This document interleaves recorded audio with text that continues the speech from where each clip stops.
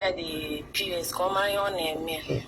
They make she say na putaze baze bike. Ebi msale buru. Pushize na that Urugu market. Baze moto garden park.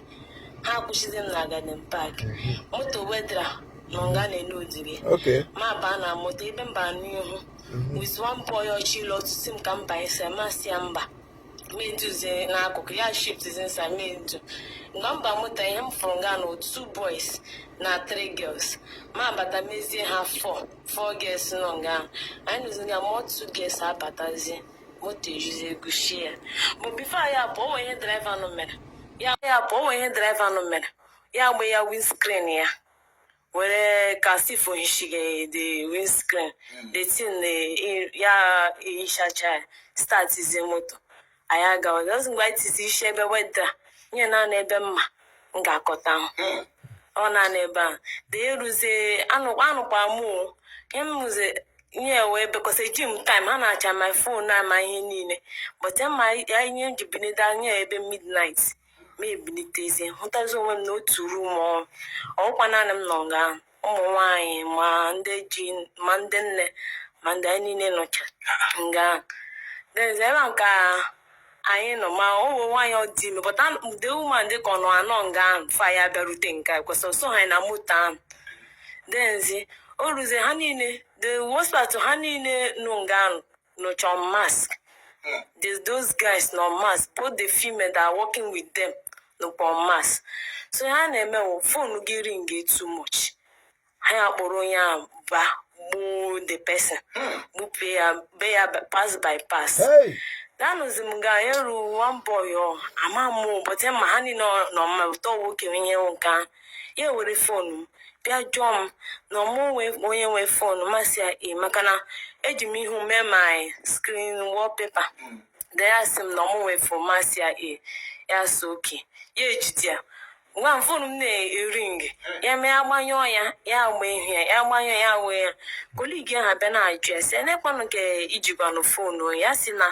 Akwanya ha na-eme ka ọ nata ka ọ cheki ma ọ ga-anata ransom English na Igbo ka ha ji pụtakwa nke Hausa ndị onye Hausa nọ nga then ya si that na ọ chọrọ icheki ma ọ ga-anata ransom ka a na-asị ya na nke m trayere ha na parents ha na-ada akwụdi 3 million 4 million ha yesi ha na-enye 2 million the boy asị my try my own so ya sị ha okay. I know you do one, you have turn by turn. I need to turn give you up more again. Ba, so return one pregnant woman on the woman and that immediately or and I want a doctor in the next week. No gam. Now happen here. I want to put a gunke which in our country. And the woman here is she's on gun. Now, Ghana what is there? New wine was it the woman? Because I don't remember. Chapuzi ya onu. Then the new wine gun can get me. Then you know the woman, and a mere turn by turn. You turning out boy. That boy you phone my baby, I'm biddy, I'm shingam bini, Ujabam now. Mechina oge muiru, as Namga do. Nakukoyeke, neighbor. Ma aga fish can 5 people. They are doing panga. On your name. They are no longer Saturday, Sunday. No food though. Nani mbiri. Kahanye get pure water. No food. The rose on to Monday evening. They were a jump now. Phone me ring get it too much. Na self over na WhatsApp cause aba pesha mi nini. Ego na my POS inti na account cause as I'm not my access bank withdraw ego jeme business. Then how you nana my ATM ka simple happy haji POS nka. Me ti pin. Hey withdraw cha ego. So they were some no they can family ma. They are hoping on me because one message on WhatsApp na kemgbe ahụ ezube ya kemgbe ha chịpọbata m nga na ahụ ya adịbụke ma gwa ya si yes na family ọmụ aka ha leghe anya na tinye mee mụta mamụta na chef ise ma ọmị m mma ga-anwụta n'echi ya ọsọ chọta hụ the way I say na oke na nsogbu adị ọ garakwa bịa pụta ha ọzọ bịa jụọkwa m na ihe ọchị ịgba m no happen on Monday evening, Monday and Tuesday morning. Go happen. No chiga delivery. Yeah, won't go to join a man go shan on a pass. Or she got deliver pass. The mad, yes, make her court to share. Or she get deliver. Uja Danum. Ya was an Angamadi a lot. So ya put them, Miss Soya immediately. Mamma non get no longer a papa. A book where I'm a haporo. The mother haba. Oyana apora yagazi. I feel, but I know no yan. A buoyancy, I'm a dog on my court to the own. After one of child, the other Jesus Christ. So, always early Tuesday morning. Yeah, they can be 4-5. They were about you phone. Yeah, about them. Wele phone or phone bam near my home that time here 2-5, 4:32. So they were asking, Nambidi, na opwala. Now, we want not happen. We just be a major so do they turn kemo. Even because came with such them there. I'm a here moon ba. Masioki, yeba, where they in Kishia Maya, Kishizemo Akam. So up was the map. That no gonna see. Where they carry this girl? She had tell you since where this girl come here. You never tell me what you see for this girl. That's why they not know. Say the girl talk say she want poo. My answer, a lot of toilets waiting for that room waiting there. Yes, I toilet don't full. I know say organ never send man no use pump water. Water no day. So the girl no one take the mic and go for push. Yeah, boy, I'm na moto. I am a very long journey. Yeah, ma kishimaya. Ama maybe apple ma agaga. Yeah, lot Tuesday. Oh yeah, no we are book a mass. Yeah, MP moto. Kitu maka. When 1,000 I am still, I don't know you. You don't know me. That's not true. We mu lawa cho we lawa. Ma lot to say ya. Who's mo? No kigwe. Kamu chato wanya hapo from Garden Park. No kigwe randa back. Yes. Ma juwaze nde mmadụ mere na. Yeah, roundabout kigwe. Oze Enugu ebe ahụ.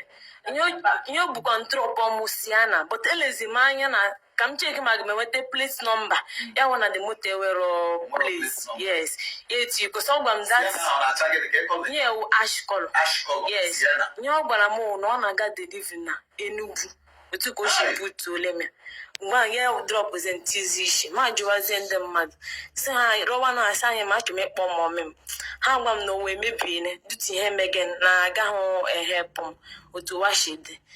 Ode mu munna una anole ya. Una anụla otu this girl ana kpọ Miracle shi Chineke shiri zọpụta ya eme escape from the organ harvesters. When we started saying that they were the organ harvesters, some people when you agaghị understand. Organ harvesters, they are real in Imo. Now, I am with one location, Okigwe. I am with one location, Okigwe. Over the investigation, I know name, Chopota, Nande Achroson, a lot panta. Most of them wouldn't name organ harvesters in that. Most of them was Sanda Achroso, including Undibo, wouldn't name organ harvesters in there.